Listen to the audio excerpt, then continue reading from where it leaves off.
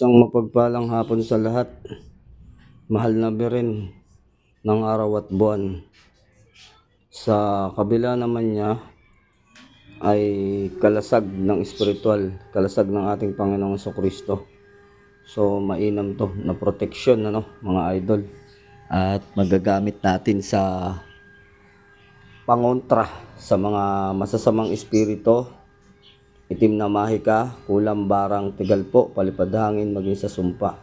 So ito ay gawa sa tunay na ivory ng mga lods. So ayun, isa sa mga disenyo natin sa marami nating mas maraming uri ng mga design natin. So isa to sa mga disenyo natin. Napakainam at napakagandang itangan. So sa lahat ng nais mag-order ng ivory, PM lang mga idol.